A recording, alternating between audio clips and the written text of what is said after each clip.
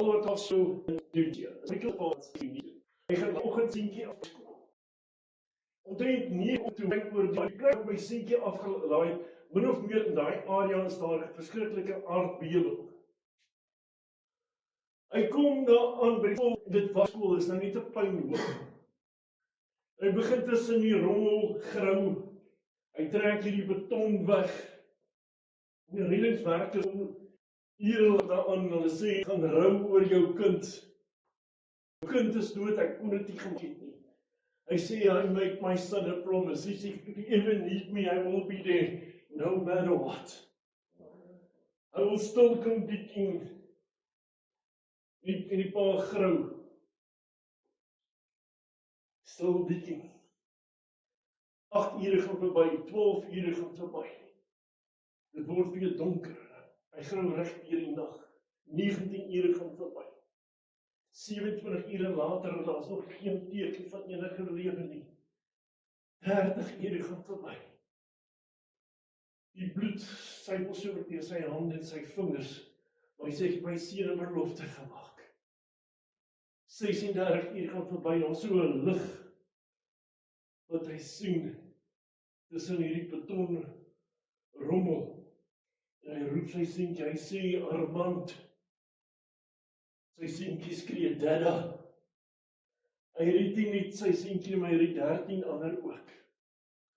Hy was besig met 'n Goliat wat hy beklei.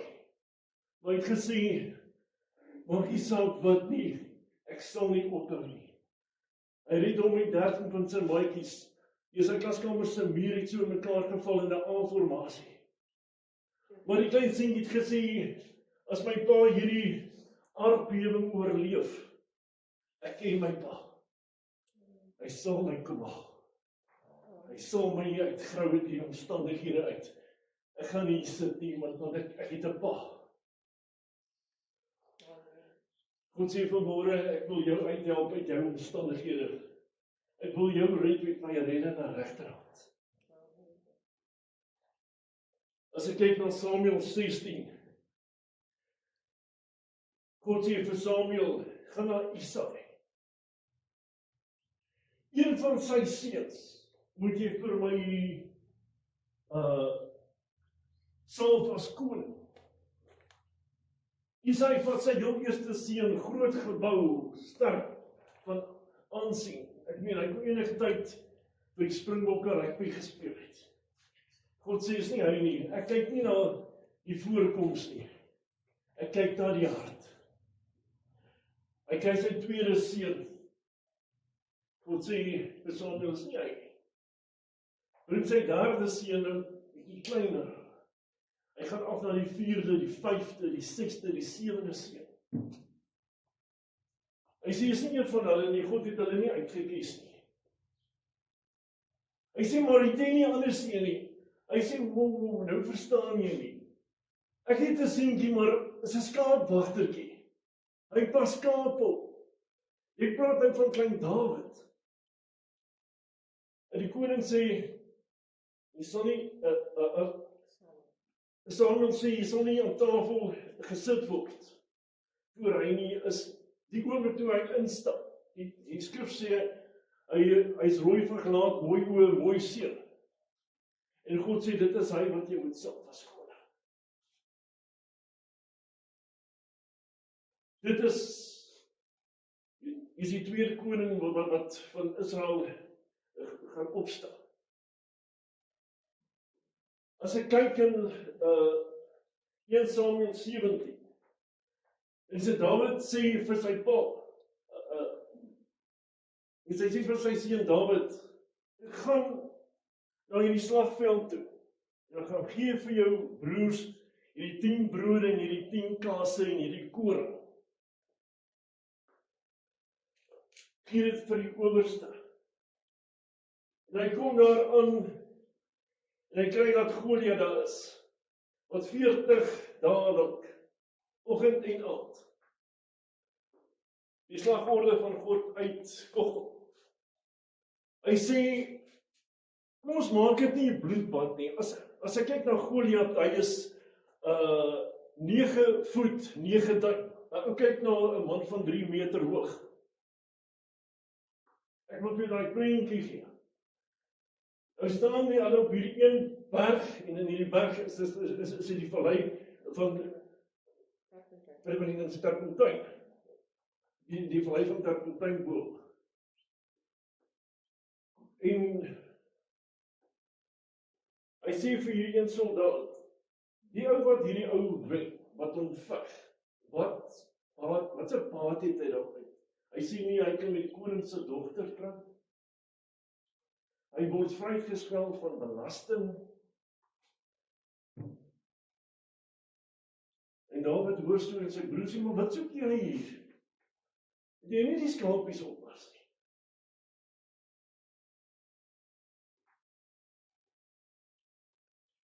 Jy sê koning laat hom roep, hy sê vir hom, wil jy hierdie man veg?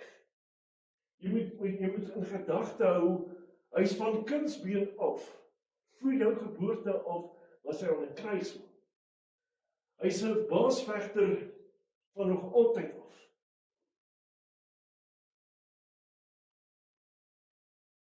Hy sê, toe ek my skape opgepas het, toe was daar 'n leeu, en ek haal die lammetjie uit sy bek uit, en ek ruk sy baard uit. Ek kan gou lees. Hy sê, daar was ook 'n beer, en ek het hom gedood. En dis soos wat ek die leeu en die beer gedood het, sal God vir my hierdie Filistyn in my hand gee. Hoekom het hy 'n leeu en 'n beer doodgemaak? Hoekom nie die ander diere nie? As ek kyk in Openbaring 13, dan daar sal 'n dier uit die see uitkom. Dan verwys hulle na die leeu en die beer, dan verwys na die anti-kris, wat reeds verslaan is. Selfs in sy tyd was dit al aangekondig. Hy sê, ek het hulle verslaan. God sal hom in my hand gee. Hy gaan na die rivier toe, hy gaan tel 5 gladde klippies op. Dan het my vrou, hoekom 5? Want hy het 4 seuns ook gehad. Ook reëse.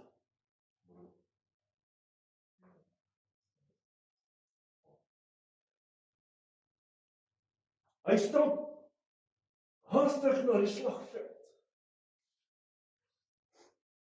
Hierdie Filistyn sê vir hom, jy kom na my toe met 'n stok, is ek 'n hond wat jy wil slaan? Hy sê, ek kom na jou toe in die naam van die Here God, wat jy se leerskare uitgedaag het. Vandag sal God my in jou hand gee. En jou liggaam sal vir die voëls en die diere gevoer word. Die eerste klippie wat hy gooi in die slangervel, word aangedryf deur die krag van die Heilige Gees.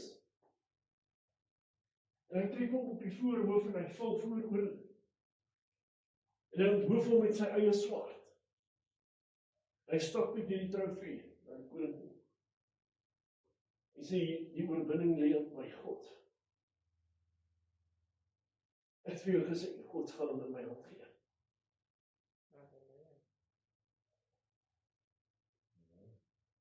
Hoeveel van ons sit vandag met 'n Goliat? Dit kan 'n Goliat wees van drank, armoede, finansiëel, dat dit swaar gaan, werkloosheid, egskeidings, siekte.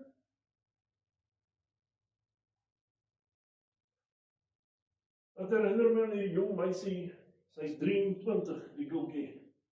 En sy staan vir eerste keer saam met 'n man. 3 weke later vind sy uit sy uit. En dit word haar weg. Ou so versigtig wees oor wat is jou Goliat? Baie keer kom jou Goliat onverwags, want jy dit nie verwag nie.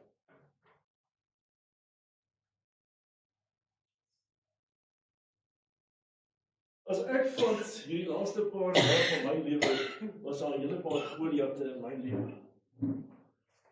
Maar danksy God kon ek gesmag het aan die oorwinning. Maar daar's baie mense wat 'n Goliat het, en weet nie hoe my Goliat te beklei nie. Hulle gaan soek die antwoord in die borrel. Hulle gaan soek die antwoord by sigarette, drugs. Want hulle weet nie hoe my Goliat te beklei nie. As ek rook, laat my beter voel. As ek drink, dan as ek meer gekalmeer, dan beweeg ek nie so nie. Die duiwel sal vir jou sê, maar jy gaan hierdie battle verloor. Jy was nog jou hele lewe lank was jy jou washout, jy sê gemors. Jy sal dit nie maak in die lewe nie. Hoeveel keer het die duiwel vir jou gesê, jy's nie goed genoeg nie. Jy sal dit nie maak nie. Daar's nie 'n manier hoe jy dit kan maak nie.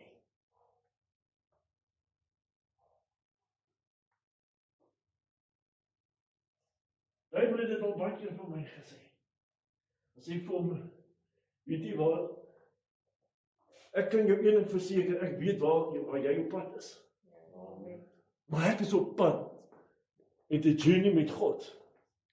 En ek weet wie God in my lewe is. Ek weet wat my God kan doen.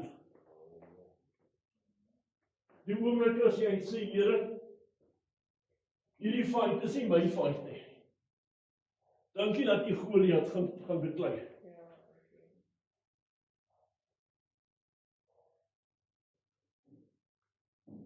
As ek kyk na Goliat, 9 voet 9 duim, en ek kyk na Dawid, wat hom die by sy naaltjie gepas het. As ek die mense probeer by mekaar sit, en jy moes 'n bedding opgesit het op sport, dan het 95% van die mense Goliat gekies. Ek meen, in die wêreld se oë was Dawid ge-outlimit. As jy kyk na sy spies, en sy swaard, en sy toerusting, en die panserkleer wat hy aan het, die helm wat hy aan het. Maar Dawid het hom nie gesteer aan die grootte nie, want hy ken iemand wat baie groter is. Is hy Jesus. Hy sê, Here, hierdie Bybel is nie myne nie, maar dit behoort aan U. Baie keer is ons geneig om te sê, Here, het U gesien hoe groot is my probleem? Here, het U gesien hoe groot is my krisis? Here, besef U hoe groot is my krisis? Kom ons wees eerlik, het ons dit al gesê. Stuur dit dan van te sê, probleem, weet jy hoe groot is my God? Dan raak daai probleme mols oop. Want ek weet wie fight my battles.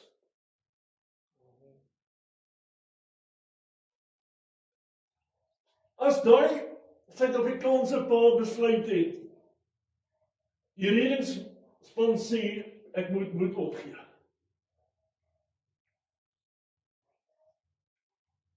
Dan het hy die fight verloor.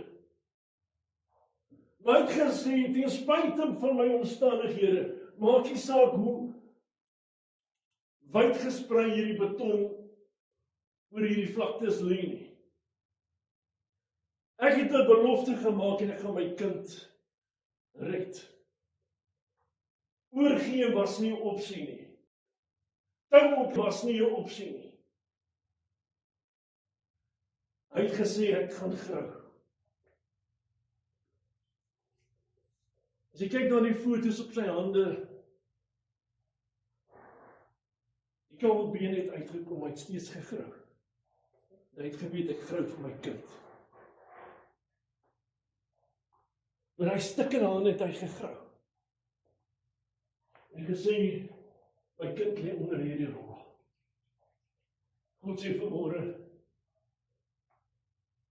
hy is begrawe onder hierdie rommel, maar ek sal dit vir jou van jou wegvat. Ek het jou lief, ek is die Here jou God.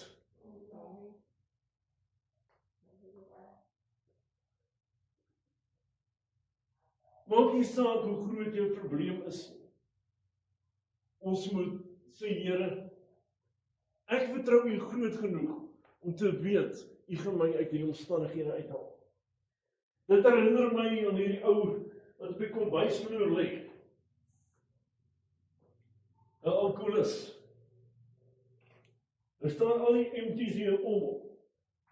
Nou, sy lê hier op die vloer en hy vat die eerste emptie en hy gooi hom so 'n stuk en hy sê, dis jou skuld dat my vrou my gelos het. Hy vat die tweede en hy gooi hom so 'n stuk en hy sê, dis jou skuld dat ek op my voete is, dat ek nie meer 'n kar het nie. Vat die derde en hy gooi hom so 'n stuk.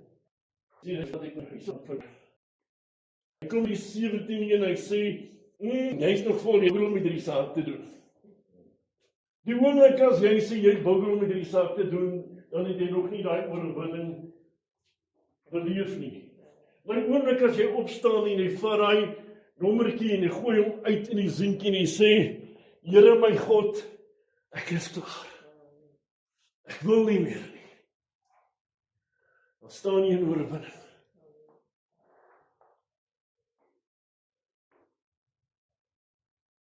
Maar dis 'n kopskyk wat ons moet maak vandag.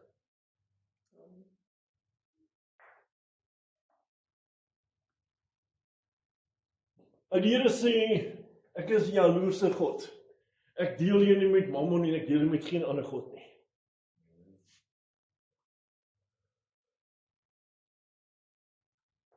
In jou hart moet jy oortuig wees vanmôre en te sê, Here my God, U gaan my battles fight. Ek weet nie wat U battle is vanoggend nie. Ek ken nie van geen kant af nie. Maar ek gesê ons het almal vanoggend een of ander reis wat ons moet beklei. Die enigste manier ons hoe ons hierdie reis gaan beklei, is om die kant van God in te skaar en te sê, Here, enough is enough. Ek kan nie meer, Here, hierdie drank is besig om my te oorheers. Hierdie pornografie is besig om my lewe oor te vat. Ek weet nie wat jou reis is nie. Ek het nie idee nie. Maar ek weet van een en ek weet my God weet wat is jou probleem.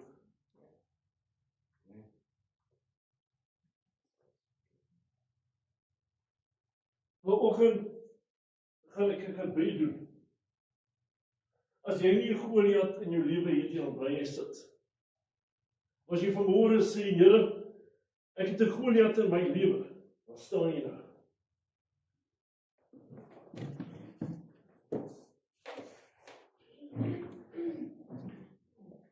Almagtige God en Heilige Vader.